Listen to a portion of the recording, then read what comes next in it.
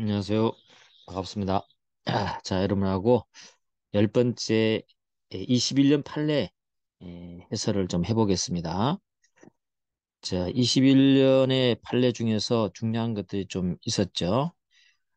이번에는 주식 주주권인데, 지난 시간에 우리가 회사에서 자기 주식 취득할 때 341조에 대한 구체적인 입법 취지라든지 이 범위라든지 원칙을 판례가 얘기해 줬던 거 중요하죠. 그걸 보셔야 되고요. 그럼 이러한 자기 주식 취득하는 것은 예외적으로 취득할 때 배당 가능 이익이 있을 때 취득했잖아요. 그죠? 배당 가능 이익이 있을 때 취득했다는데, 그럼 이 배당 가능 이익이 아니고 빌린 돈으로 차입금으로 그러면 자기 주식을 취득할 수 있냐 이 말이에요. 알겠죠? 자기 주식 취득할 수 있나? 이분에 대한 내용인데, 여러분 꼭 알아둬야 되겠습니다. 판례가 조금씩 조금씩 이런 부분에 대해서 어, 결론을 내고 있기 때문에. 그죠? 자, 가보시면 이런 사안이었습니다.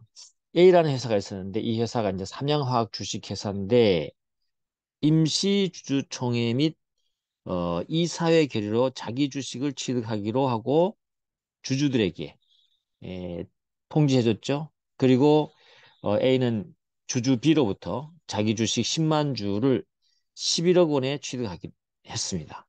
그리고 그 대금은 어떤 돈을 줬냐면 신용대출을 받아서 지급했어요. 신용대출 받아서.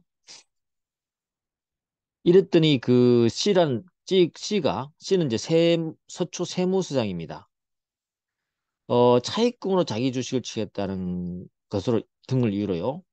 상법 제341조 제1항 2호 등을 위반해서 무효라고 보고요. B로부터 회수하지 않은 주식 양도 대금이 업무 무관 가지급금에 해당해서 법인세 과세 표준과 세액을 경정해서 고시했어요. 원심은요, 이 사건의 처분을 적법하다고 봤어요. 그러니까는 자기 주식을 취득하는데 돈을 빌려서 취득했다는 거죠. 그건 원래 자기 주식 취득할 수 없는 돈으로서 나간 거기 때문에 그 돈은 양도대금이죠. 이 부분은 돌려받아야 된다는 거죠. 돌려받아야 되는데 그걸 돌려받지 않았다는 것은 업무 무관하게 돈이 지급된 걸로 봤다는 거죠. 알겠죠? 차입금을 자기 주식 취득한 거는 원래 할 수 없기 때문에 업무 무관한 가지급금에 해당되기 때문에 그에 대한 업무 무관 가지급금에 대한 세금을 부과한 거예요. 그랬더니 원심은 세금 부과한 거 맞네 라고 판단했어요. 근데 대법원은 그렇지 않았습니다.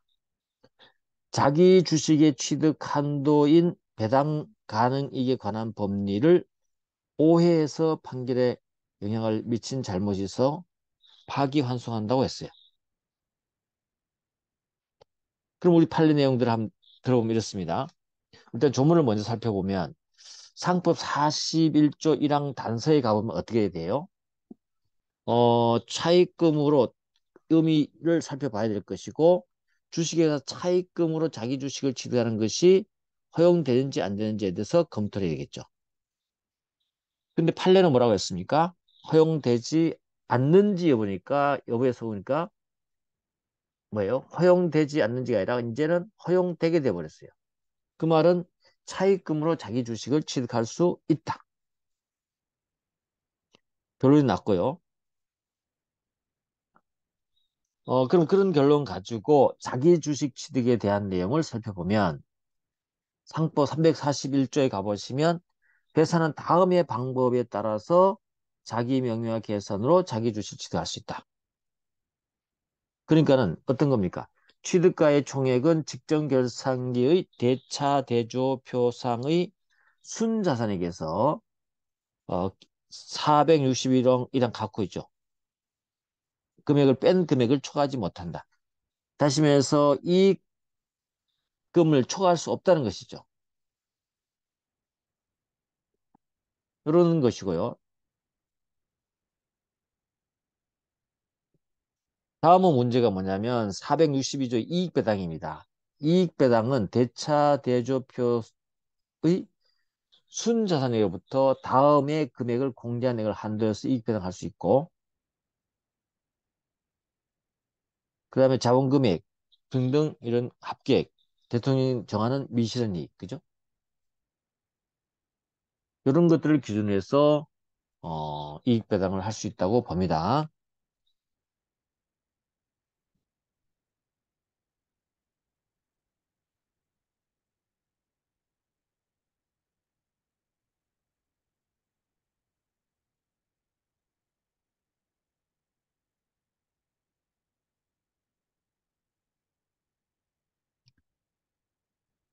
자, 그 다음에 우리가 이제 이익배당은 그렇게 갔다면 이제 판례 내용을 한번 살펴볼까요?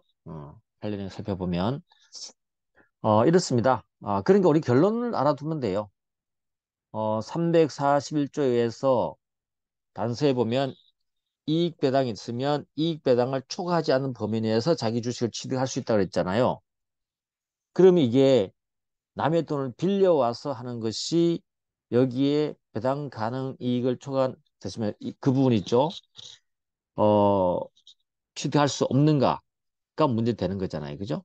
근데 우리 판례는 원심이 이 배당 가능 이익에 대해서 오해를 했다 하면서 다시 돌려보낸 사건입니다.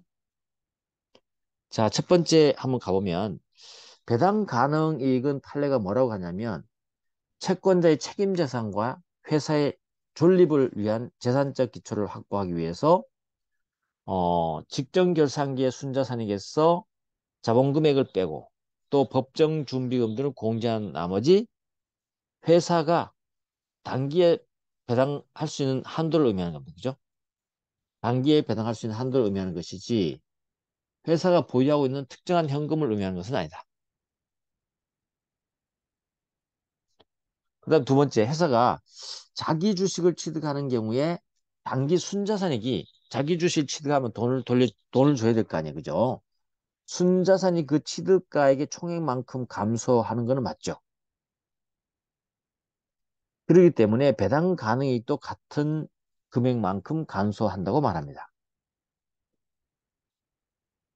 이때 회사가 자금을 차입해서 자기 주식을 취득하는 형태를 취하더라도 마찬가지다. 알겠죠? 그 다음에 341조 1항 단서에 가보면 자기 주식 취득가의 총액이 배당 가능의 이익을 초과해서는 안 된다. 자기 주식 취득가액이 배당 가능 이익을 넘어서면 안 돼. 안 된다는 거죠. 그래서 341조 1항은 단지 넘지 말라는 거 얘기하는 것이지 차익금으로 자기 주식을 취득하는 것이 허용되지 않는다고 하는 것을 의미하지는 않는다. 알겠죠? 이렇게 된 거죠. 그래서 여러분들 여기서 결론은 뭐냐면 차익금으로도 어떻게 한다? 자기 주식을 취득할 수 있다. 이렇게 알면 되겠습니다. 그다음에 이제 주식회사의 기관, 그죠? 기관과 관련되는 판례가 쭉 나와 있어요. 이 부분을 한번 살펴보도록 하겠습니다. 첫 번째는 주주총회 결의에 의한 해임 대상 이사의 퇴임 이사가 포함될 거냐. 그다음 주총회 결의 부존재 무효 확인을 구하는 소를 수인의 공동으로 제기한 경우에 그 법적 성격이죠. 예, 성격을 묻고 있습니다. 그다음 판례는 이사의 결의 없는 전단적 대표행위 있죠. 이걸 믿은 제3자를 어떻게 보호해 줄 거냐. 보호 요건 있고요. 그다음 네 번째는 주식회사의 경우 대표이사가 이사의 결의 없이 파산 신청할 수 있는지 이런 이제 기관과 관련되는 조그만 판례들이 많이 나왔습니다.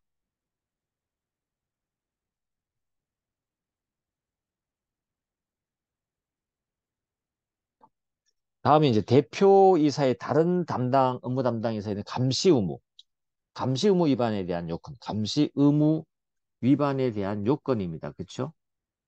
그다음에 이사의 임무 혜택을 위한 손해배상 책임의 성격은 뭐냐? 성격과 지체 책임을 진다면 언제 책임질 거냐? 또 403조 2항에 따른 서면에 기재되어야 하는 이유의 범위, 또 주주 대표성에서 서면에 기재된 이유에 대한 법적 평가, 청구, 그죠? 추가 여부, 이런 것들이 우리가 문제 됩니다. 그 다음에 아홉 번째는 상장회사에서 주요주 등 이해관계자와의 거래 제한 규정을 위반한 신용공여 있죠? 이 신용공여의 법적 의미. 그래서 요 나름 하나하나에 대한 결론을 여러분이 알아두셔야 되는 판례들입니다.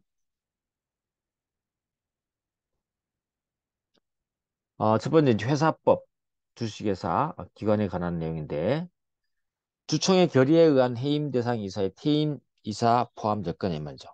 주총의 결의, 그러니까 퇴임 이사도 임시적으로 업무를 집행할 권한을 갖는데 그때 해임할 수 있냐 말이죠. 그렇죠? 해임할 수 있냐? 결론은 안 된다는 얘기입니다. 안 된다.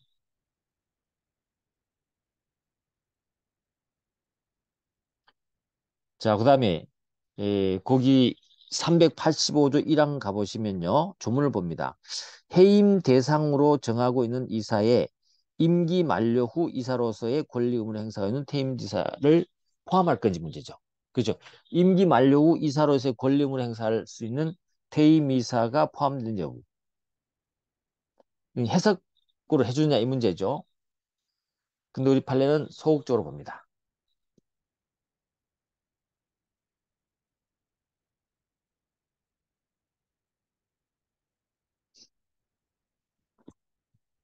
자, 그 다음에 이제 그 조문을 한번 살펴보실까요, 여러분? 385조 하고요. 386조는 좀 알아둬야 되는 거죠. 385조는 중요해요. 상법이 이사를 해임할 때의 내용입니다.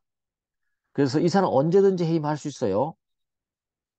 그리고 주총의 결의를 거쳐서 해임할 수도 있습니다. 그렇지만 이사는요. 임기를 정한 경우에 정당한 이유 없이 임기 만료 전에 이를 해임한 때는 그 이사는 회사에 대해서 해임으로 인한 손해배상 청구를 할 수 있어요. 근데 두 번째, 이사가 그 직무에 관해서 부정행위 또는 법령이나 정관에 위반 중대한 과실이 있음에도 불구하고 주총에서 그 해임을 부결했다. 해임 부결했잖아요. 해임 부결하면 발행주식 총수의 3% 이상 해당하는 주식을 가진 주주는 총회 결의가 있는 날부터 1개월 내에 대통령을 해임할 수 있다. 그 다음에 이제 386조 그 밑에 가보시면 법률 또는 정관에 정한 이사의 원수를 정한 경우에는 임기 만료 사임으로 인해서 퇴임한 이사는 새로 선임된 이사가 취임할 때까지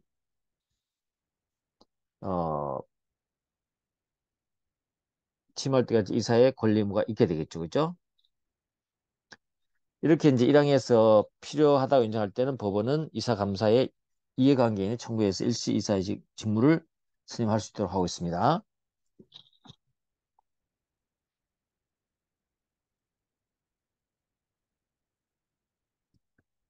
자, 이제 우리 판결 요지를 한번 검토를 해보면 이렇습니다.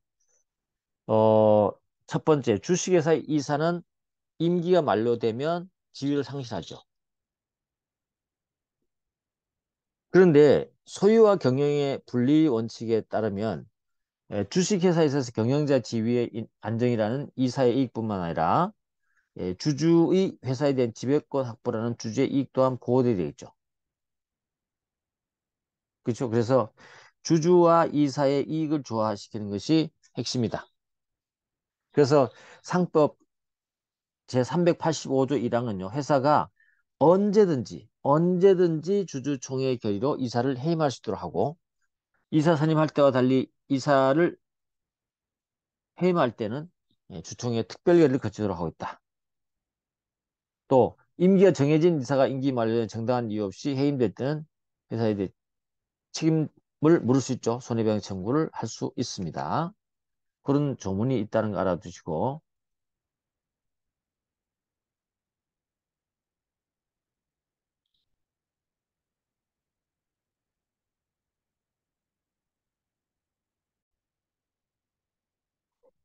그래서 우리가 이제 이렇게 주주와 이사의 이익을 조화시키기 위한 이런 385조의 조항을 두고 있다는 거죠. 전체적으로 볼 때 이사와 관련해서는 그래서 이 판례가 뭐 이게 여러분에게 크게 뭐 의미를 많이 두라는 뜻은 아니고요.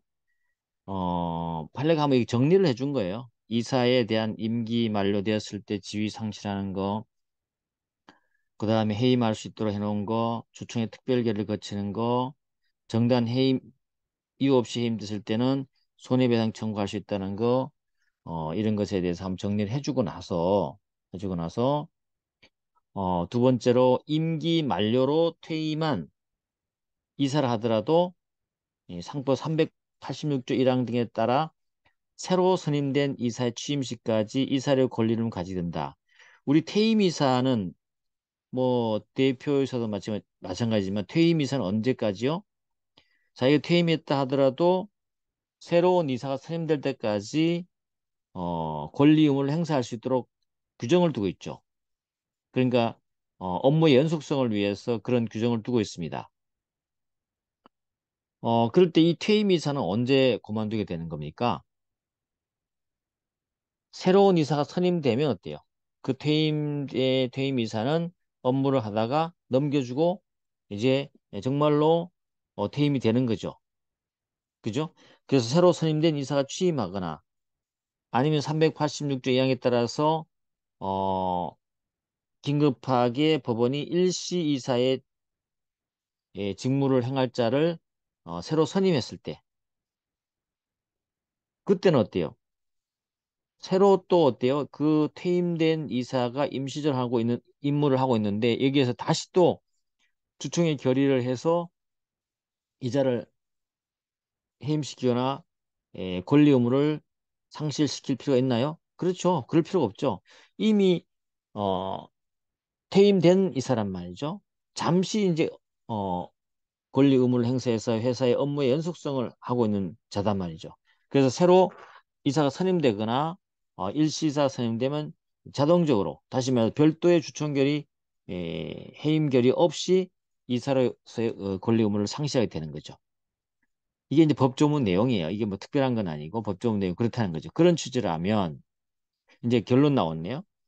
이 385조 1항의 입법 취지, 임기 만료 후 이사의 권리를 행사하고 있는 퇴임 이사의 지위 등을 종합 검토를 해봤더니 385조 1항에서 우리가 이사에 대해서 해임 대상으로 정하는 이사 있죠, 그죠?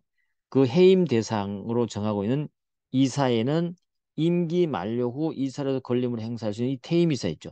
퇴임 이사는 포함되지 않는다. 이게 결론이에요. 뭐 말은 길었지만 여러분들이 이제 결론적으로 알아둔다면 주식회사가 일정한 요건이 갖춰지면 이사를 해임할 수 있어요. 이 해임할 때 주총 결의 등등을 통해서 해임을 하게 되는데 특별결의를 하잖아, 그죠? 그 이사 해임해야 되는 이사에 임기 만료 후 이사로서의 권리를 행사하고 있는 퇴임 이사는 포함된다 안 된다? 안 된다. 알겠죠? 별도로 그런 주총의 특별 결의로 해임을 할 필요가 없다는 얘기입니다. 뭐, 말이 많았지만 결론 그렇습니다. 자, 오늘은 여기까지 하도록 하겠습니다. 수고했습니다.